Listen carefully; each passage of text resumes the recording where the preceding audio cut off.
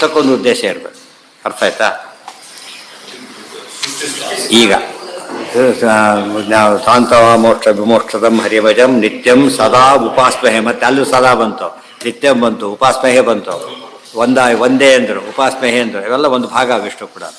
ನಮಸ್ಕಾರಗಳು ಉಪಾಸನೆ ಒಂದು ಭಾಗ ಆದ್ದರಿಂದ ನಿಜವಾದ ನಮಸ್ಕಾರಕ್ಕೆ ಉಪಾಸನೆ ಇಲ್ಲದವ್ರು ಬರೋದಿಲ್ಲ. ಆದ್ದರಿಂದ ನಾವು ನಮಾಮಿ ಅಂದರು ಒಂದೇ, ಪ್ರಣಮಾಮಿ ಅಂದರು ಒಂದೇ, ಉಪಾಸನೆ ಮಾಡ್ತೀನಿ ಅಂದರು ಒಂದೇ, ಎಲ್ಲ ಅರ್ಥ ಒಂದೇ ಸಮ. ಭಜೆ ಅಂದರು ಹಾಗೇನೆ, ಭಜೇಹಂ ಇಷ್ಟ ತಿಳಿಸರು. ಮುಂದೆ ಎಲ್ಲಿ ಬಂತೀಗ ಭಗವದ್ ಅದೇ ವಿಷಯ ಬರಬೇಕಾ? ಹೆಡ್ಡಿಂಗ್ ಅದೇನೇ. ಈಗ ವೃಷ್ಟೌ ಪಂಚವಿಧಂ ಸಾಮ ಉಪಾಸೀತ, ನಿನ್ನೆ ಆಗಿತ್ತದಲ್ಲ ಪಂಚವಿಧ ಸಾಮ. ಇದು ಯಾರು ತಿಳ್ಕೊಂಡಿರ್ತಾರೋ ಅವರಿಗೆ ಮಳೆ ಬರುತ್ತೆ ಹೋದಲ್ಲಿ ಅಂದರು ಕತೆ ಹೇಳಿದೆ. ಆಚಾರ್ಯ ಮಳೆ ತರಿಸಿದ್ರಾಗ ಮಳೆ ತರಿಸೋ ಶಕ್ತಿ ಬರುತ್ತೆ ಅವರಿಗೆ. ಯಾರು ಇದರಲ್ಲಿ ಇದರಲ್ಲಿ ಅದು ಪಂಚ ಸ್ಥಳಗಳಲ್ಲಿ ಪಂಚ ಮಹಾಯಜ್ಞಗಳು, ಈ ಯಜ್ಞ ಆ ಯಜ್ಞ ಈ ಯಜ್ಞ ಕರೀತಾರೆ. ಯಾರು ಉಪಾಸನೆ ಮಾಡ್ತಾರಲ್ಲ ಹಾಗೆ ಅವರಿಗೆ ಇಷ್ಟಪಟ್ಟದ್ದೆಲ್ಲ ಸಿಗುತ್ತೆ, ಬಯಸಿದಾಗೆಲ್ಲ ಮಳೆ ಬರುತ್ತೆ. ಅದೆಲ್ಲ ಫಲ ಹೇಳಿದರು. ಬಟ್ ಇವೆಲ್ಲ ಆ ವಿದ್ಯೆ ಪ್ರಾವೀಣ್ಯ ಬಂದ ಮೇಲೆ ಅಷ್ಟೇ. ಮೆಡಿಕಲ್ ಪುಸ್ತಕ ಓದಿ ಮಾಡಿ ಡಾಕ್ಟರ್ ಆಗೋದಿಲ್ಲ, ಕೋರ್ಸ್ ಓದಿ ಫುಲ್ ಕೋರ್ಸ್ ಓದಬೇಕು. ಅಂಗಡಿಯಲ್ಲಿ ಸಿಗುತ್ತೆ, ಓದ್ಕೊಬಿಟ್ಟು ನಾಳೆ ಬೇರೆ ಸಾಧ್ಯನೇ ಇಲ್ಲ. ಆ ಥರ ತಿಳ್ಕೊಬಿಟ್ಟಿದ್ದಾರೆ, ಅದು ಸಮಸ್ಯೆ ಆಗಿರೋದು. ಈಗ ಪಶುಷು ಮತ್ತೆ ಪಂಚವಿಧಂ ಸಾಮ ಉಪಾಸೀತ, ಪಶುಗಳೆಲ್ಲ 5 ಸಾಮ ಉಪಾಸನೆ ಮಾಡಬೇಕು ಎಲ್ಲ ಮೊನ್ನೆ ಹೇಳಿದೆ. ಅದನ್ನೆಲ್ಲ ಕೂಡ ಏನೇನು ಅಂತ ಹೇಳಿದರೆ ಆಚಾರ್ಯ ಪಟ್ಟಿಗೆ ಅಂತ ಹೇಳ್ತಾರೆ. ಪಾಲನಾತ್ ಸುಖರೂಪತ್ವಾತ್ ಪಶುನಾಮ ಜನಾರ್ದನ, ದೇವರನ್ನ ಪಶು ಅಂತ ಉಪಾಸನೆ ಮಾಡಿ ಅಂತ ಹೇಳ್ತಾರೆ. ಪಶು ಶಬ್ದ ವಾಚ್ಯತ್ವ ಬಂತೀಗ. ದುಃಖಿ ಇಲ್ಲದ ಪದಗಳು ಹೇಗೋ, ಪಶು ಅನ್ನೋದು ಏನದು? ಅನ್ಯತ್ರೈವ ಪ್ರಸಿದ್ಧ, ಅನ್ಯತ್ರೈವ ಪ್ರಸಿದ್ಧವಾದ ಪಶು. ಕಿಂ ಪಶು ಪೂರ್ವದೇಹ ಪ್ರಶಂಸನ ಅದು ಅಲ್ಲ ಹೇಳ್ತಾರೆ. ಹೌದು, ಯಾಕೆ? ಪಾಲನಾತ್ ಸುಖರೂಪತ್ವ. ಪ ಶು ಎರಡಿದೆ. ಪ ಶು, ಪ ಅಂದರೆ ಪಾಲನ, ಶ ಅಂದರೆ ಸುಖ, ಭೂ ಅಂತ ಹೇಳಿದರೆ ಶೀಲ, ಪಶು ಅಂತ ಹೇಳಿದರೆ ಪಾಲನ ಸುಖಶೀಲನಾದವನು ಅಂತ. ಈ ಬೇಸಿಸ್ ಗೊತ್ತಾಗ್ಬಿಟ್ರೆ ಯಾವುದೇ ಪದಕ್ಕೆ ಹೇಗೆ ಅರ್ಥ ಮಾಡ್ಬೋದು ಗೊತ್ತಾಗುತ್ತೆ. ಹೌದು, ಅಲ್ಲೆಲ್ಲ ಅರ್ಥ ಮಾಡಬಾರ್ದು. ಯಾಕಂದ್ರೆ ಪಶು ಬದ್ಧಂತ ಇದೆ, ಅಬದ್ಧನ್ ಪುರುಷಂ ಪಶು. ಅಲ್ಲಿ ಒಬ್ಬ ಪುರುಷನ ಪಶು ಮಾಡಿದರು, ಈ ಪುರುಷ ಸಹಸ್ರಾಷ್ಟ್ರ, ಇನ್ನೊಬ್ಬ ಪುರುಷ ಪಶು. ಅವ್ರ್ಯಾರವ್ರೀಗ ಈ ಇವರಾಗ ಸಾಧ್ಯ ಇಲ್ಲ. ಪರಮಾತ್ಮ ಇದ್ದಾನೆ, ಅರ್ಪಣೆ ಮಾಡ್ತಾ ಇದ್ದಾರೆ ಪಶುವನ್ನು, ಬೇರೆ ಆಗಿರಲೇಬೇಕು. ಈ ಅರ್ಥ ಮಾಡಬಾರ್ದು. ಆ ಅರ್ಥ ಮಾಡೋದಾದ್ರೆ ಏನು ಮಾಡಬೇಕು? ಇಡೀ ಇದನ್ನು ದೇವ್ರ ಪರ ಮಾಡಬೇಕು, ಒಂದೊಂದೇ ಮಾಡಬಾರ್ದು. ಪ್ರತಿಯೊಂದು ಅಕ್ಷರ ಕೂಡ ದೇವ್ರ ಪರ ಮಾಡಬೇಕಾಗ, ಅವಾಗ ಪ್ರಾಬ್ಲಮ್ ಬರೋದಿಲ್ಲ. ಒಂದು ಮಾಡಿ ಒಂದು ಬಿಟ್ಟರೆ ಏನಾಗುತ್ತೆ, ಅಲ್ಲಿಗೆ ಆಭಾಸ ಆಗಿಬಿಡುತ್ತೆ, ಅಪಾರ್ಥ ಮಾಡಬಾರ್ದಾಗಲ್ಲ. ಮುಕ್ತಸ್ತದ್ವಾನ್ ಭವತ್ತೇವ ಪಶುಷು ಉಪಾಸಕೋ ಹರೇಹೇ ಇತಿ ಚ. ಈ ರೀತಿ ಅರ್ಥ ಮಾಡಿಕೊಂಡು ಪಶುಗಳನ್ನು ನೀವು ಧ್ಯಾನ ಮಾಡಿದರೆ, ಅಲ್ಲಿ ದೇವರ ಚಿಂತನೆ ಮಾಡಿದರೆ ಅವನು ಮುಕ್ತನಾಗ್ತಾನೆ. ಗೊತ್ತಾಯ್ತಾ? ಒಂದು ಪಶು ಅನ್ನೋ ಪದ, ಪಶುವೇರಮ ಅನ್ಕೊಂಡು ಈ ಪದ ಅರ್ಥ ಮಾಡಿಕೊಂಡ್ರೆ, ಜೈತಿರ ಕಿಂ ಪಶು ಪೂರ್ವದೇಹ ಅಂದರು, ಅವ್ರಿಗೆ ಅರ್ಥ ಆಯಿತು. ಅದಕ್ಕೆ ದೊಡ್ಡ ಇದಾಗಿತ್ತು. ನಮಗೆ ಅರ್ಥ ಆದಾಗ 5 ಪಜಿತ ಆಗ್ತೈತೆ. ಏನು ಅರ್ಥ ಆಯ್ತು ಅವರಿಗೆ? ಈ ಪಶು ಗೊತ್ತಾ ನಿಮಗೆ ಅಂತ ಆ ಥರ ಒಳಗೆ. ಕಿಂ ಪಶು ಪೂರ್ವದೇ, ಆ ಪಶು ನೀನೇನಾ? ಅಲ್ಲ, ಆ ಪಶು ನೀನೇನಾ? ದೇವ್ರ ಪಶು, ನೀನು ಪಶುನಾ? ಅವಾಗೇನಾಯಿತು? ಆ ದೇವ್ರು ಬೇಕು ಅಂತ. ಹಾಗೆ ಯಾರೋ ಅವರು ನೋಡ್ತೀರಿ ಅಂತ ಅವ್ರು ಅಂದರೆ ಅದೆಲ್ಲ ನೋಡಿದಾಗ ಪ್ರತಿಯೊಂದು ಪದನೂ ಬೇರೆ ಬೇರೆ ಅರ್ಥ ಕೊಟ್ಟರು. ಅಲ್ಲಿ ಎಲ್ಲಿ ಆಗ್ತಾರೆ? ಮುಕ್ತರಾಗ್ತಾರೆ ಅಂತ ಹೇಳ್ತಾರೆ. ಪಶುಪಾಸಕೋ ಹರೇಹೇ. ಅಕ್ಷೋಭಿ ತೀರ್ಥರು ಪಶು ಅಂತ ಉಪಾಸನೆ ಮಾಡಿದಾಗಾಯಿತು. ಗೊತ್ತಾ? ಕಿಂ ಪಶು ಅಂತ ಆ ಪಶು ಅಲ್ಲ ಅಂತ ಅವರಿಗೆ ಇವರಿಗೆ ಉಪಾಸನೆ, ಅವರಿಗೆ ಉಪದೇಶ. ಈಗ ಇವ್ರಿಗೂ ಭಾರಿ ಒಳ್ಳೆಯದ, ಅವ್ರಿಗೂ ಭಾರಿ ಒಳ್ಳೆಯದಾಯಿತು. ಆ ಪದ ಅರ್ಥ ತಿಳ್ಕೊಂಡು ಮಾತಾಡಬೇಕು ಅಂತ ಅರ್ಥ. ಯಜ್ಞೇನ ಯಜ್ಞೇನ ಅಂಚನ ಹೇತುತ್ವಾತ್ ಅಜಸ್ಥೋ ಭಗವಾನಜಃ. ಏನೋ ಪಶು ಅಂತ ಜನರಲ್ಲೇ ಹೇಳಿಬಿಟ್ರಿ. ಅಜ ಅಂತಿದ್ದೇನು ಮಾಡ್ಬೇಕು ಅದಕ್ಕೆ? ಅಜ ಅಂದರೆ ಸಾಮಾನ್ಯ ಅರ್ಥ ಏನು? ಮೇಕೆ ಅಲ್ಲ, ಅದು ವಿಷ್ಣು ಪರ್ಣನೆ ಆಗತ್ತೆ. ಯಾಕೆ? ಯಜ್ಞೇನ ಅಂಚನ ಹೇತುತ್ವಾತ್ ಅಜಸ್ಥೋ ಭಗವಾನಜಃ. ಯಜ್ಞದಿಂದ ಪೂಜೆಗೆ ಬೇಕೇ ಬೇಕು, ಆದ್ದರಿಂದ ಅದಕ್ಕೇನಂತ ಕರೀತಾರೆ? ಅಜ ಅಂತ ಹೆಸರಿದೆ. ಪಶುವಮ್ಮ ಜನರಲ್, ಅಜಮ ಸ್ಪೆಸಿಫಿಕ್. ಅದು ಪಶು ಮೇಧ, ಅಶ್ವಮೇಧನ ಆಗ್ಬೋದು, ಇದು ಆಗ್ಬೋದು. ಅದು ಅಜಮೇಧ ಅಂದಾಗ ಅದೇ ಆಗ್ಬೋದು, ಬೇರೆ ದಾರಿ ಇಲ್ಲ. ಅಶ್ವಮೇಧ ಅಶ್ವನೇ ಆಗಬೇಕು. ಮುಂದೆ ಅವಿಸ್ಥ ಮಾವಿನ ಹೋಲಿ, ಅದು ಆಯಿತು. ಕುರಿ ತಗೊಂಡ್ರೆ ಅವಿ ಅಂದರೆ ಕುರಿ, ಕುರಿಗಳು.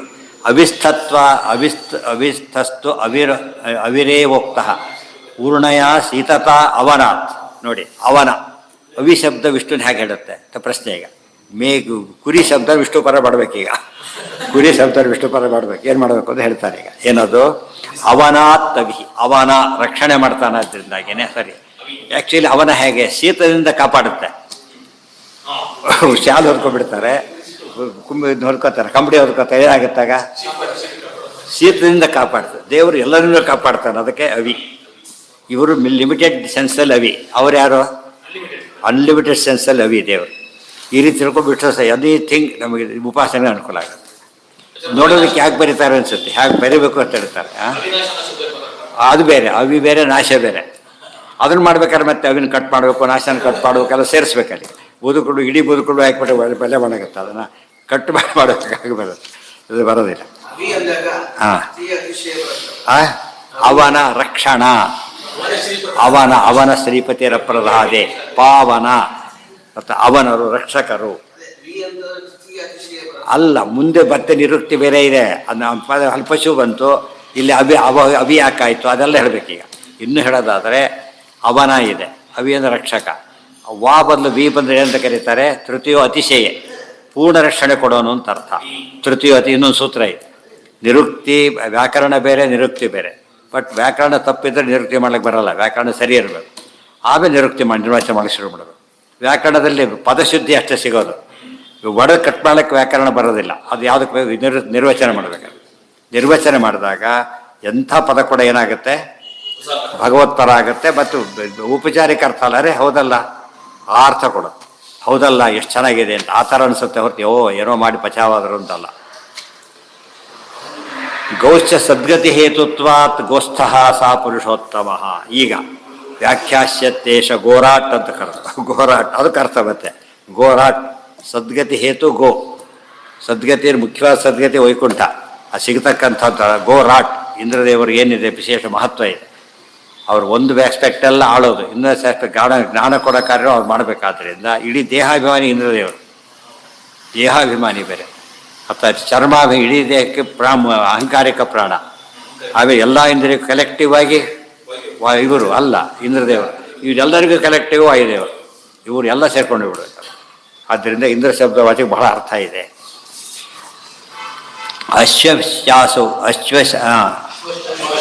ಅಶ್ವಶ್ಚೈವ ಆಶುಗಂತೃತ್ವಾತ್ ಪುರುಷಃ ಪೂರ್ತಿ ಹೇತುತ. ಅಶ್ವ ಅಂತ ದೇವರಿಗೆ ಹೆಸರಿದೆ. ಯಾಕೆ? ಆಶುಗಂತೃತ್ವಾತ್. ಎಷ್ಟು ಚೆನ್ನಾಗಿದೆ, ಸ್ಪೀಡಾಗಿ ಹೋಗುತ್ತೆ. ಕುದುರೆ ಮೇಲೆ ಹೋಗ್ಬೇಕಾದ್ರೆ ಚಿರತೆ ಇನ್ನೂ ಸ್ಪೀಡ್ ಅಂತ ಕುತ್ಕೊಂಡ್ರೆ ಅದು ಇದು ಹಾಕಿಬಿಡುತ್ತೆ ಅಷ್ಟೇ. ಅದಕ್ಕೆ ಸ್ಪೀಡಿಗೆ ಉಪಯೋಗಿಸೋದಿಲ್ಲ. ಕುದುರೆ ಅಂತ ಬಹುಶಃ ಅದು ನಾನ್ ವೆಜ್ ಅಲ್ಲ, ನಾನ್ ವೆಜ್ ಅಲ್ಲ. ಇದು ಫಾಸ್ಟ್, ಚಿರತೆ ಭಾರಿ ಫಾಸ್ಟೆಸ್ಟ್ ಅಂತ ಕರೆಯೋದು. ಬಟ್ ಅದು ನಾನ್ ವೆಜ್ ಆದ್ದರಿಂದ ಕೂತವ್ರು ತಿಂದು ಹಾಕ್ಬಿಡೋದು. ಇದು ಫಾಸ್ಟ್, ಇದು ಯಾವುದು ಕುದುರೆ. ಬಟ್ ಇದನ್ನು ವೆಜಿಟೇರಿಯನ್ ಆದ್ದರಿಂದ ಸಮಸ್ಯೆ ಇಲ್ಲ. ಅದು ದೇವ್ರು ಹೇಗಿಟ್ಟಿದ್ದಾರೆ ನೋಡ್ಬೇಕಾದ್ರೆ ಅವನ್ನೆಲ್ಲ ಏನೋ ಮಾಡಿಬಿಟ್ರೆ ಪಜಿತಾಗಿ ಹೋಗ್ತಿತ್ತು. ಹಾಂ, ಹಾರ್ಸ್ ಪವರ್, ಅದು ಹಾರ್ಸ್ಗೆ ಶಕ್ತಿಗೆ ಬಂದು ಅದು ಯೂನಿಟ್ ಬಂದೈತೆ. ಶಾಸ್ತ್ರದ ಪದ ಅದು. ಅಶ್ವಶಕ್ತಿ ಎಂಬುದು ಶಾಸ್ತ್ರದ ಪದ. ಅಶ್ವ ಅಂದರೆ ಇಂದ್ರಿಯಗಳು, ಇಂದ್ರಿಯಗಳಿಗೆ ಕೆಪಾಸಿಟಿ ಅಂತ ಅರ್ಥ. ಗೋಶ್ಚ ಸದ್ಗತಿ ಹೇತುತ್ವಾತ್ ಗೋಸ್ಥಃ ಸಹ ಪುರುಷೋತ್ತಮ. ಆ ರೀತಿ ತಿಳ್ಕೊಂಡ್ಬಿಟ್ರೆ ಅದು ಗೋದಾನ ಇತ್ಯಾದಿ ಯಾಕೆ ಮಾಡ್ತಾರೆ, ಅದೆಲ್ಲ ಸದ್ಗತಿ ಹೇತುತ್ವ, ಸದ್ಗತಿಗೆ ಕಾರಣನಾದ್ದರಿಂದಾಗಿರೋ ಪರಮಾತ್ಮನಿಗೆ ಗೋ ಅಂತ ಹೆಸರಿದೆ. ಅವ್ರು ಗೋ ಅಂತ ಅಂದುಬಿಡಬಾರ್ದು ಅಷ್ಟೇ. ಪರಮಾತ್ಮನಿಗೆ ಗೋ ಅಂದುಬಿಟ್ರೆ ಏನಾಗುತ್ತೆ, ಹೊರಟೋಗ್ಬಿಡುತ್ತಾಗ. ಅಶ್ವಶ್ಚೈವ ಆಶುಗಂತೃತ್ವಾತ್ ಪುರುಷಃ ಪೂರ್ತಿ ಹೇತುತಃ ಇತಿ. ಅದು ಇಂದ್ರಿಯ ಪರಮಾತ್ಮ ಯಾತಕ್ಕೆ ಕೊಟ್ಟ ಅಂದರೆ ದೇಹ ರಥ, ಅವು ಕುದುರೆಗಳು. ಆದ್ದರಿಂದ ಎಳ್ಕೊಂಡು ಹೋಗ್ಬೋದು. ಜ್ಞಾನಕ್ಕೆ ಸಾಧನ. ಗತಿ ಅಂದರೆ ಜ್ಞಾನ, ಜ್ಞಾನಕ್ಕೆ ಸಾಧನ. ಅದು ಧನಾದಿಗಳು ಸಾಧನೆ ಮಾಡ್ಕೊಂಡ್ಬಿಟ್ರೆ ವೇಸ್ಟ್ ಆಗುತ್ತೆ. ಅಶ್ವಶ್ಚೈವ ಆಶುಗಂತೃತ್ವಾತ್ ಪುರುಷಃ ಪೂರ್ತಿ. ಪುರುಷ ಅಂತ ದೇವರಿಗೆ ಯಾತಕ್ಕೆ ಹೆಸರು?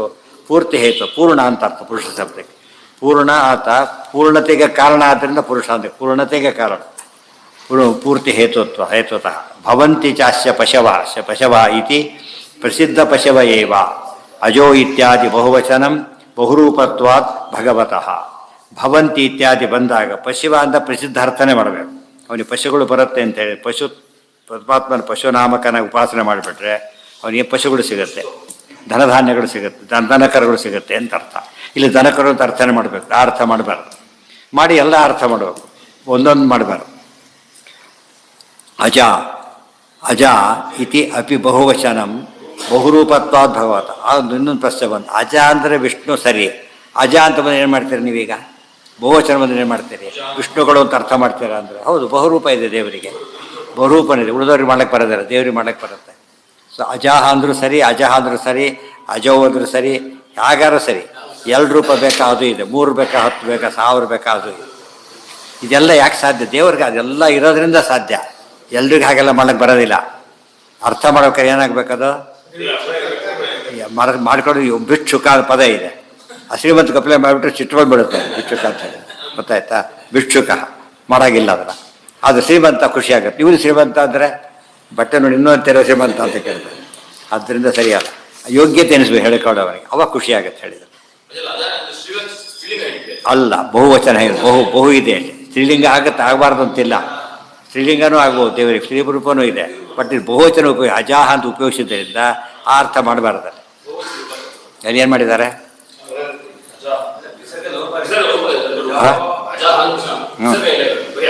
ಅಲ್ಲ, ಬಿಡಿಸಿದಾಗ ವಿಸರ್ಗ ಲೋಪ ಮುಂದಿರೋದೇನಲ್ಲಿ ಅದಕ್ಕೇನಾಯ್ತದ ಲೋಪ ಆಗಿದೆ. ಅಜಾಹ ಅದು ಇದು ಹೋದ್ರು ಮಾಡ್ಬೋದು. ಅವಾಗ ಸಂಧಿ ಬಿಡಿಸಿ ಹೇಳ್ಬೋದು ಅಷ್ಟೇ. ಇದನ್ನು ತೊಗೊಂಡ್ಬಿಟ್ರೆ ಏನಾಗ್ತಿತ್ತಾಗ ಅಜೇತಿ ಅಂತ ಆಗ್ತದೆ. ಅಜೇತಿ ಮಾಡಿಬಿಡ್ತಾರೆ, ಅಜೇತಿ ಮಾಡ್ತಾರೆ. ಅಜ ಅಂತ ಬರೋದಿಲ್ಲ.